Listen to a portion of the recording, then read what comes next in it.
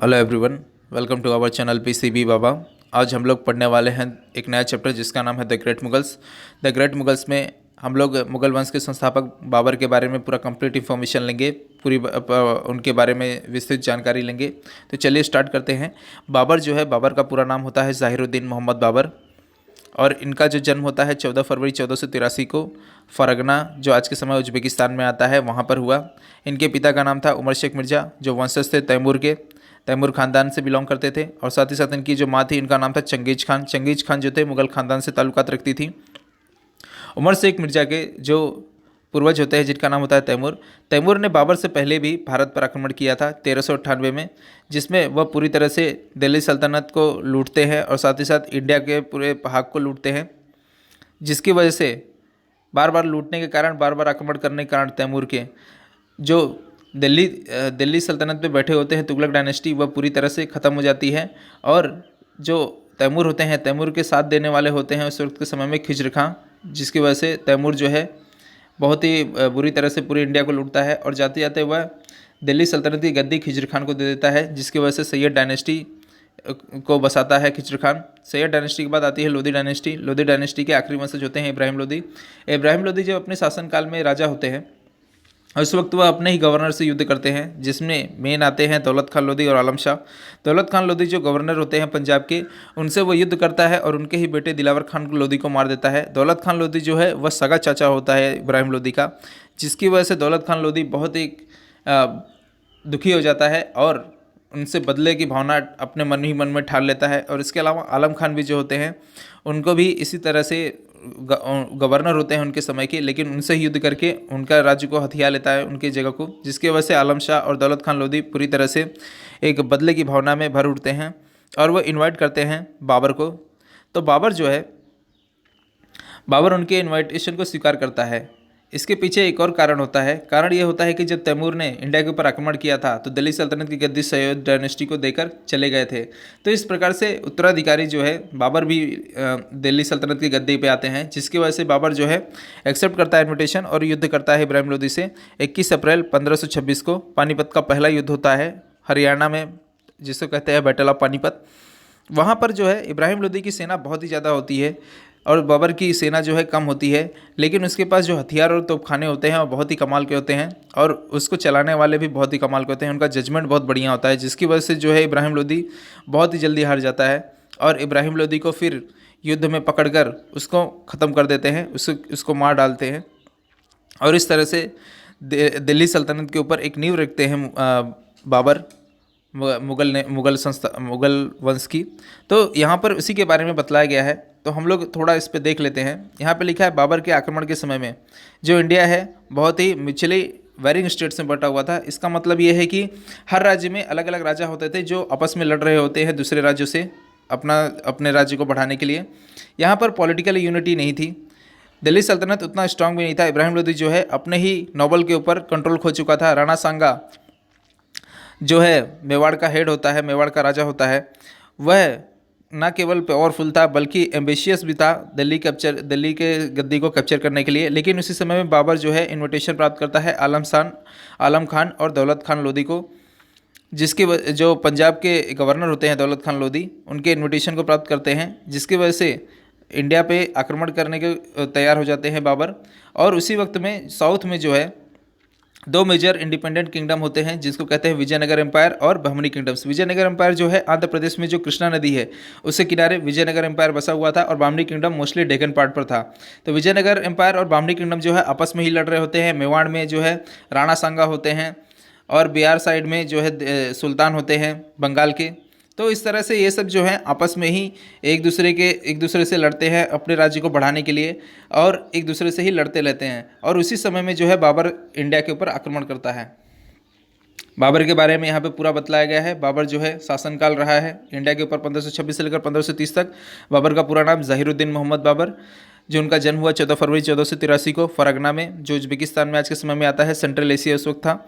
और ये जो है उमर शेख मिर्ज़ा के एल्डेस्ट सबसे बड़े बेटे थे। और जो उमर शेख मिर्ज़ा थे ये वंशज थे तैमूर के। और इसके अलावा यहाँ पर मदर जो थी, मदर का नाम था चंगेज खान, जो मंगोल खानदान से ताल्लुकात रखती थी।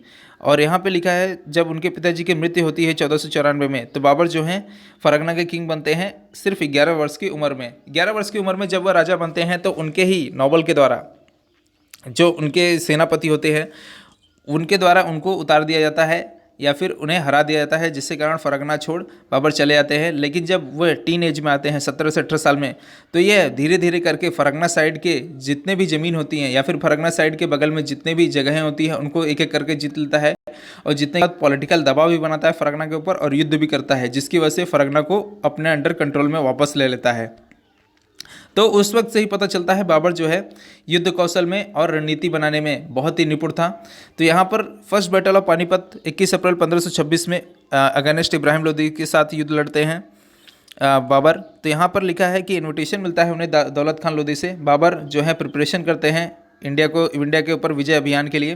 तो यह इब्राहिम लोदी से लड़ते हैं बैटल ऑफ पानीपत 21 अप्रैल 1526 को। जो बाबर की आर्टिलरी वर्क होती है वो बहुत ही बढ़िया होती है, और हालांकि इब्राहिम खान की जो सेना की संख्या होती है वो बहुत ज़्यादा होती है, लेकिन फिर भी इब्राहिम लोदी हार जाता है और उसी युद्ध में उसको मार दिया जाता है, उसका मर्डर कर दिया जाता है। और इस तरह से दिल्ली सल्तनत जो 1206 से लेकर 1526 लगभग 320 साल तक चली थी, वह पूरी तरह से ख़त्म हो जाती है। और वहीं पर बाबर जो है अपने मुग़ल एम्पायर की स्थापना रखता है इंडिया में। यहाँ पे लिखा है सिर्फ विक्ट्री ऑफ पानीपत की विक्ट्री के कारण ही जो बाबर है इंडिया पे रूल नहीं करने लगता है। उसको इसके अलावा भी ऐसे ऐसे शत्रुओं से लड़ाई करना पड़ता है जिन्होंने कभी भी पराजय का मुंह नहीं देखा हो, कभी भी वे हारे नहीं हैं, जिनको फॉर्मिडेबल फो भी कहा जाता था। इसमें आते हैं सबसे पहले मेवाड़ राणा सांगा।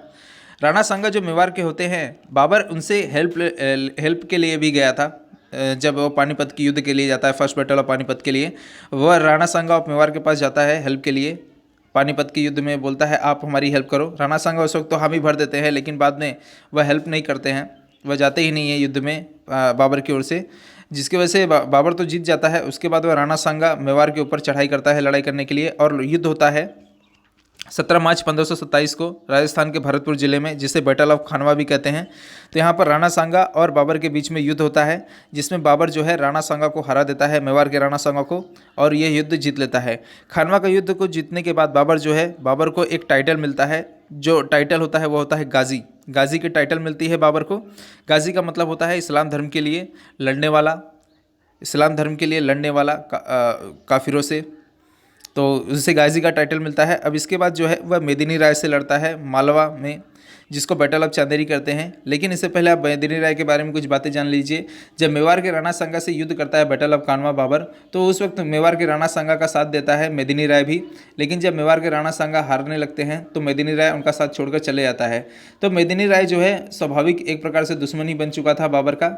बाबर जो है उनसे कहता है कि आप अपना जो किला है, जो आज के समय मध्य प्रदेश के अशोकनगर जिले में आता है, वह किले को वह मांगता है, बोलता है अपनी चांदेरी का किला हमें दे दो। तो वह बोलते हैं मैं नहीं दूंगा। तो और उसके बाद वह युद्ध के लिए एक प्रकार से युद्ध लड़ने के लिए वह ललकारता है इनडायरेक्टली। तो युद्ध लड़ने के लिए जब ये युद्ध होता है तो बैटल ऑफ चांदेरी जो है, चांदेरी का युद्ध मध्य प्रदेश के अशोकनगर जिले में होता है।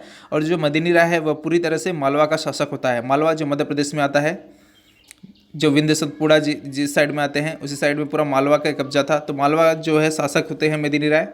तो चांदेरी का युद्ध होता है 20 जनवरी 1528 को, जिसमें जो है मेदिनी राय बुरी तरह से हार जाते हैं और बाबर जीत जाते हैं। आपको मैं बता दूं जो बैटल ऑफ चांदेरी हुआ था वह मेदिनी राय के किले में ही हुआ था।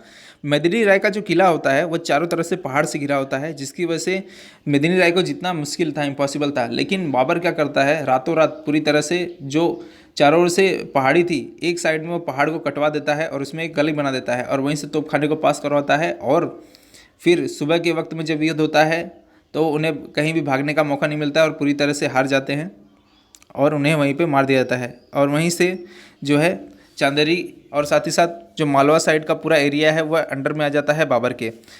अब इसके बाद जो है बैटल ऑफ घाघरा का युद्ध होता है 1529 को। 6 मई 1529 को युद्ध लड़ा जाता है बैटल ऑफ घाघरा। घाघरा की लड़ाई जो है आधा पानी में हुई थी और आधा ज़मीन पे हुई थी।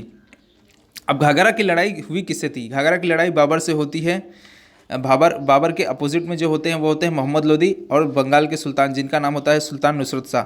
मोहम्मद लोदी जो है वो इब्राहिम लोदी का सगा भाई होता है और मोहम्मद लोदी का यह मानना होता है कि फर्स्ट बैटल ऑफ पानीपत में इब्राहिम लोदी की मृत्यु के बाद जो दिल्ली सल्तनत की गद्दी पर बैठने का मेन हकदार है वह मोहम्मद लोदी है। तो इसके लिए वह मोहम्मद लोदी जो है फर्स्ट बैटल ऑफ पानीपत में तो होता है, लेकिन इब्राहिम लोदी की मृत्यु के इब्राहिम लोदी को हार देखते हुए वह निकल जाता है युद्ध से और वह गुजरात में शरण ले लेता है और वह अपने किंग्समैन जो उसके जिसका मोहम्मद लोदी का खून का रिश्ता होता है बंगाल के नुसरत शाह से, उसे उसे हेल्प मिलता है बंगाल के सुल्तान का, जिसकी वजह से वह युद्ध के लिए ललकारता है बाबर को, जिसकी वजह से बैटल ऑफ घाघरा होता है। बैटल ऑफ घाघरा का युद्ध होता है 6 मई 1529 को। इस लड़ाई में क्या होता है, मोहम्मद लोदी को पूरी तरह से हार का सामना करना पड़ता है। बाद में यहाँ पे भी मोहम्मद लोदी बुरी तरह से मारा जाता है और बिहार के पूरे एरिया के ऊपर कब्जा हो जाता है बाबर का। और इसके अलावा जो बंगाल के सुल्तान होते हैं सुल्तान नुसरत शाह, ये जो हैं शांति समझौता कर लेते हैं बाबर के साथ में। तो इस तरह से battle of Ghaghra, battle of Khanwa, battle of Chanderi और फर्स्ट बैटल ऑफ पानीपत, ये सारी लड़ाइयाँ जो हैं बाबर लड़ते हैं अपने समय में और अपने एम्पायर को एक्सटेंड कर देते हैं पूर्व साइड में बिहार से लेकर पश्चिम साइड में पंजाब, काबुल, कंधार और बदख्शान जहाँ पे है वहाँ तक। देखिए काबुल, कंधार और बदख्शान जो है ये तीनों एरिया अफगानिस्तान में आता है। तो वेस्ट में अफगानिस्तान, पंजाब से लेकर पूर्व में बिहार तक, यानी पूरी नॉर्थ इंडिया से लेकर थोड़ा एरिया पाकिस्तान का और अफगानिस्तान पूरा, ये सब एरिया जो है बाबर के समय में यहाँ तक इन्होंने अपना एम्पायर फैला दिया था। लेकिन ये एम्पायर फैलाने के बाद ज़्यादा दिन तक जीवित नहीं रह सके, अपने सफलता का स्वाद नहीं चख सके, राज का सुख नहीं भोग सके और सन 1530 एडी में at the age of 47 Babur जो है एक रोग के कारण इसकी मृत्यु हो जाती है और इसके बाद जो है हुमायूं एक उत्तराधिकारी के रूप में गद्दी पर बैठता है। बाबर के बारे में और भी इम्पोर्टेंट बातें, बाबर जो है अपने समय में एक अपनी आत्मकथा लिखी है जिसको तुझके ए बाबरी या फिर उसको मेमोरीज ऑफ बाबर के नाम से भी जाना जाता है।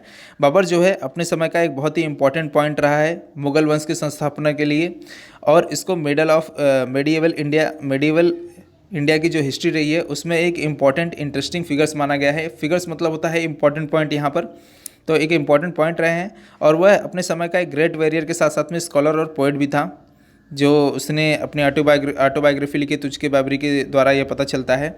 और बाबर जो है एक ब्रिलियंट एशियन प्रिंस था अपने समय का। इसमें कोई डाउट नहीं है कि मुग़ल एम्पायर का उसने जो फाउंडेशन रखा वह लगभग 200 साल से ऊपर तक मुग़ल वंश का शासन चला पूरे इंडिया के ऊपर। तो यह है पूरे बाबर के बारे में एक कंप्लीट इन्फॉर्मेशन है जहाँ से एग्ज़ाम में पूछा जा सकता है।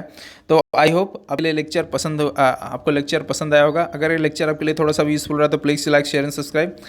हम मिलेंगे आगे ग्रेट मुगल्स के और भी जो वंशज रहे बाबर के उनके साथ में। तो तब तक के लिए खुश रहे, गुड बाय।